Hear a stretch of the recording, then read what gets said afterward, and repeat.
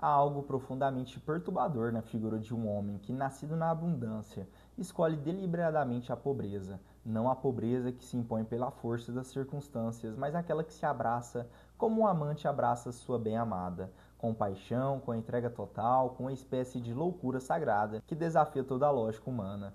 Nicolau de Patara era precisamente esse tipo de homem, e talvez seja por isso que sua memória nos incomoda tanto séculos após sua morte. Nascido por volta do ano de 270 nas terras prósperas da Lícia, onde o mar Mediterrâneo beija as costas da atual Turquia, Nicolau cresceu sob o manto dourado da riqueza. Seus pais, Epifânio e Giovanna, eram daqueles cristãos que conseguiam conciliar a fé com a fortuna, uma façanha que, diga-se de passagem, tem se mostrado cada vez mais rara ao longo dos séculos. Mas o jovem Nicolau carregava dentro de si uma inquietação que nem todo o ouro paterno conseguia acalmar. Quando a morte ceifou prematuramente seus genitores, deixando-o órfão, ainda na flor da juventude, algo extraordinário aconteceu. Onde outros veriam tragédia, Nicolau enxergou libertação. Onde outros chorariam a perda, ele celebrou secretamente a oportunidade, pois agora, finalmente, poderia fazer aquilo que seu coração há muito tempo clamava: distribuir toda a herança aos necessitados, seguindo à risca as palavras de Cristo ao jovem rico. Mas aqui reside o primeiro mistério de sua personalidade.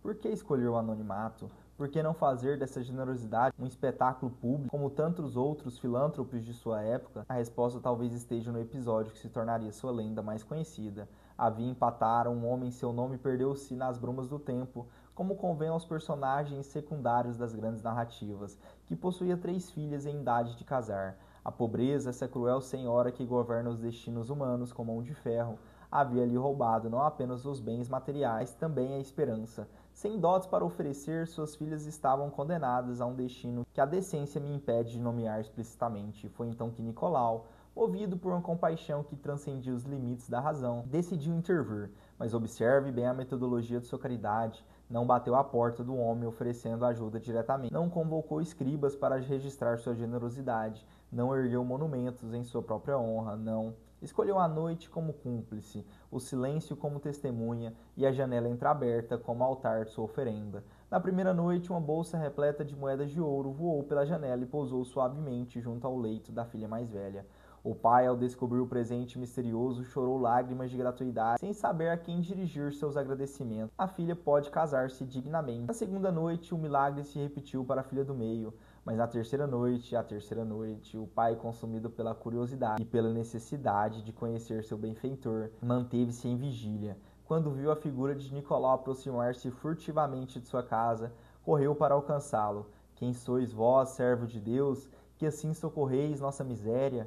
Nicolau, descoberto em seu ato de caridade, não demonstrou orgulho nem satisfação. Pelo contrário, suplicou ao homem que guardasse segredo, como se houvesse cometido algum crime, em vez de praticar a mais pura virtude.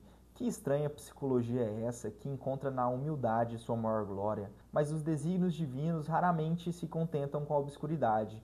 Nicolau foi consagrado bispo de Mira, ainda muito jovem, e sua fama de santidade espalhou-se como incêndio em palha seca.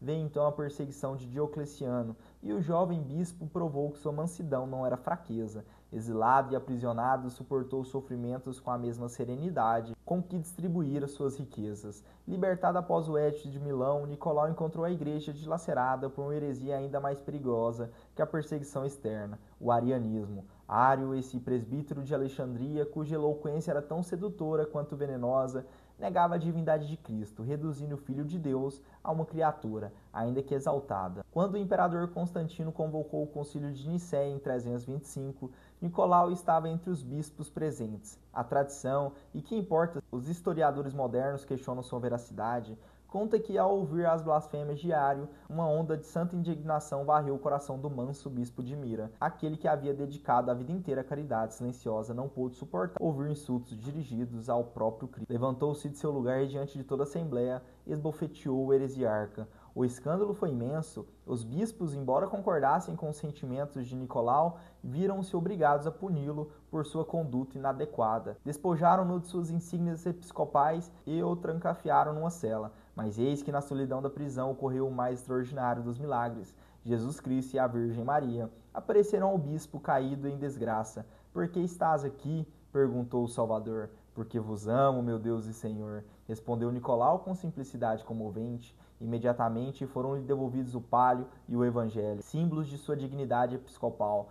Quando os guardas encontraram Nicolau novamente paramentado, compreenderam que havia testemunhado um prodígio. O bispo foi readmitido ao concílio, não pelos homens, mas pelo próprio Deus. Mas talvez seja nos milagres marítimos que a personalidade de Nicolau se revele de forma mais poética. Durante sua peregrinação à Terra Santa, embarcou no navio que enfrentou terrível tempestade. Enquanto os marinheiros se desesperavam, vendo a morte aproximar-se nas ondas furiosas, Nicolau recolheu-se em oração silenciosa. Subitamente, os ventos se acalmaram, as águas se serenaram e o navio pôde prosseguir em segurança. Esse episódio, multiplicado em inúmeras variações ao longo dos séculos, estabeleceu Nicolau como patrono dos navegantes. Quantos marinheiros perdidos em tempestades não clamaram seu nome? Quantos não juraram ter visto sua figura luminosa guiando seus navios para portos seguros? O mar, esse elemento primordial que simboliza tanto o caos quanto a purificação, tornou-se o palco privilegiado de seus milagres. São Nicolau morreu em 6 de dezembro de 343, e sua morte foi como sua vida, discreta, mas profundamente significativa. Seu túmulo em Mira tornou-se imediatamente meta de peregrinação, e das suas relíquias brotava um líquido misterioso chamado maná de São Nicolau, que operava curas milagrosas. Quando no século XI os turcos conquistaram a região, os habitantes de Bari, numa expedição audaciosa, trouxeram suas relíquias para a Itália. Ali, na basílica construída em sua honra, repousam até hoje os restos mortais daquele que soube transformar riqueza em pobreza, silêncio em eloquência, mansidão em coragem. E assim, o bispo de Mira transcendeu os limites do tempo e do espaço, tornando-se símbolo universal da generosidade. Sua figura inspirou a lenda do Papai Noel, mas que diferença abissal entre o santo verdadeiro e sua caricatura comercial. Nicolau não distribuía presentes para satisfazer desejos, mas para salvar almas. Não buscava gratidão, mas anonimato. Não procurava fama, mas santidade. Eis o paradoxo final de São Nicolau: quanto mais se escondia, mais brilhava; quanto mais se humilhava, mais se elevava; quanto mais dava, mais recebia. Talvez seja essa a lição mais profunda de sua vida. A verdadeira grandeza não se mede pelo que se possui, mas pelo que se é capaz de entregar por amor. Que São Nicolau de Mira rogue por nós. Pai, do Filho e do Espírito Santo.